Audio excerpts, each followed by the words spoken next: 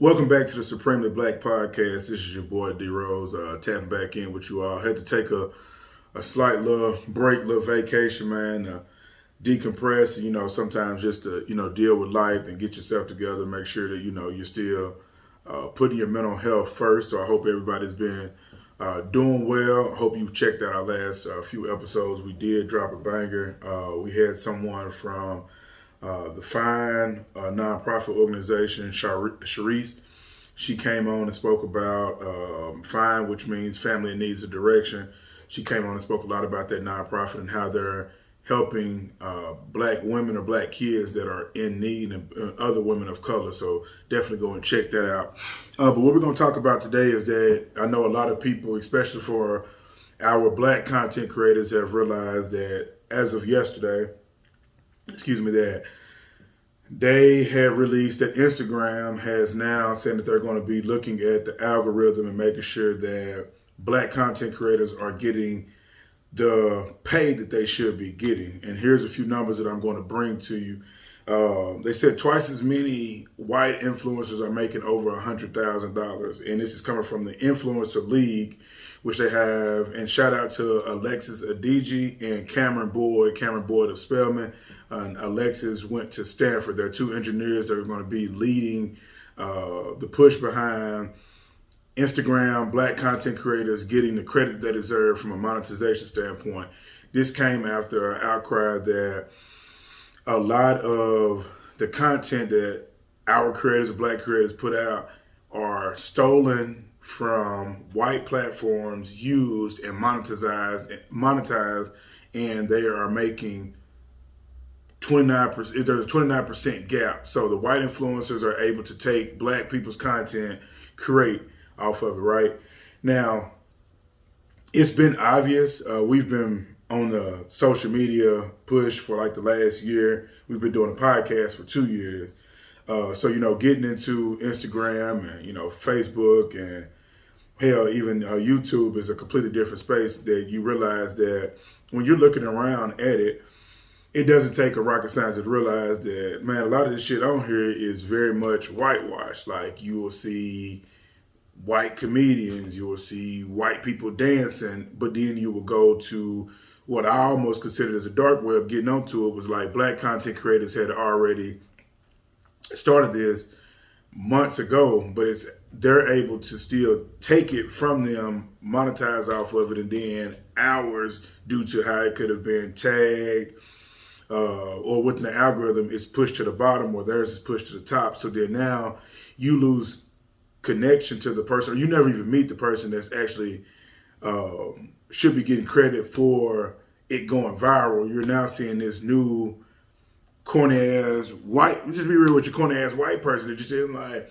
ain't no way in hell that this is a dance that they created. So when you get to looking through it, and people that are really,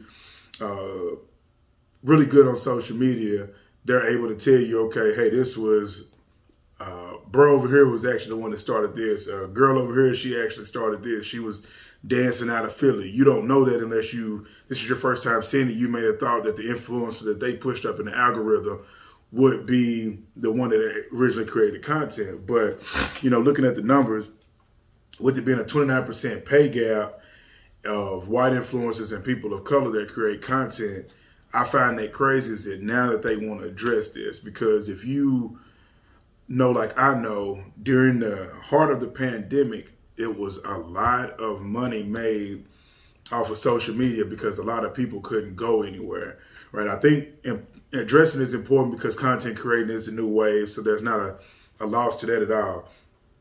But when you think about, for those people that could verify that they were the original content creators of this, are they going to be paid back for somebody stealing their content? Also, for the people that stole the content, are they going to have to pay back that money that they've made off of it? Because when you think about it, if you're addressing the issue and you've been able to do the studies to see that there's a 29% pay gap, and then also twice as many as white influencers make over $100,000 off of content that may not even be originally theirs, just because of an algorithm or this dark side that you put all black content creators after they've tagged some or what you consider as deemed as offensive content. That's taken off the web. Anybody that uses it, it doesn't hit into the algorithm. So I just want to know of one, and if anybody knows that may be well versed in the situation, what does that really look like? Are they going to be paying out like back pay, like child support or some shit? Are they going to be making people that stole content pay that money back so they can redistribute it to the original content creators? That's one question I do have for you. Secondly, I want to know, for the people that are watching this video, as a Black content creator, and I partner with other Black content creators, what can we do outside of course, creating our own app and using it? But what can we do as we're using, your Twitter, your Facebook, Instagram? What can we do to actually support Black content creators more? We've seen that this has been an issue. You could share it, like it, but that's really going to be upon us not to just take some action steps in regards to it. Like, you see it, you like it, share it with other like minds, save it, collect, whatever you want to do, but make sure that you redistribute it, because it's very obvious that Black people that speak about things that aren't as comfortable for most people is going to be deemed as sensitive content, only because you're keeping it real. And honestly, it's probably because a lot of the people that have created these platforms or apps, they control it. So before the truth gets out, they would make it as offensive content or restricted from people being able to get it.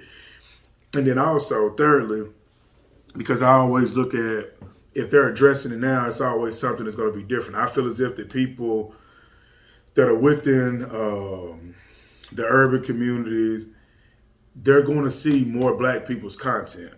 But here's the thing. We all know how we do with content. We see things, we may share, we may like it, we may not. It's going to be within our algorithm. But what I look at it is that I feel that it will only stay within our little bubble. One of the beautiful things about content creating, and when things aren't restricted, you get out and you touch with different people that may not be from your walk of life, but are willing to support your journey. So if that's hitting a like, if that's some merch that you have that you're selling, they may want to tap in with it. If that's a venture you're going to throw, they may purchase a ticket.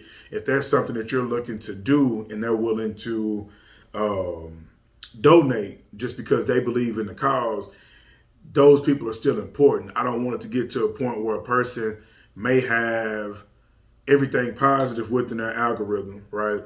We or any other content creator may speak on something that will be deemed as negative. We're not able to connect with that person because of their algorithm, right? But that person that has the positive algorithm or things that they look at that doesn't relate to this subject, they're still not able to tap into it because it's still restricted. And so basically it's going to a select group of people that they feel that will want to have it, and they may not have viewed it. You get what I'm saying? So I wonder what the real trick is behind them coming out with it, but definitely salute to these two sisters that are engineering this curb to make sure that Black content creators are receiving the financial dues that they're owed. But I would definitely love to hear everybody's thoughts on this.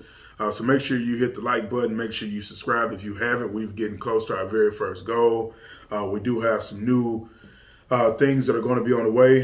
So just, if you haven't followed the the Instagram page yet, that's supremely_Black podcast. You will see it in this video. But when we do hit our first goal, we will be getting some things out to some of our consistent supporters. We'll be doing some contests and some raffles to provide you all with some merch. So stay tuned with that. But yeah, definitely leave your comments below. I want to know what's you all's thoughts on what's the push behind it. How are they going to redistribute the funds that were already provided incorrectly? And then thirdly, do you think this is a trick behind just having everybody in a small bubble that kind of pacifies, or is it going to allow a real raw message to authentically get out to other people so you can build your brand more and, dominate an algorithm that it needs real? But again, this is your boy D Rose. Long live CC.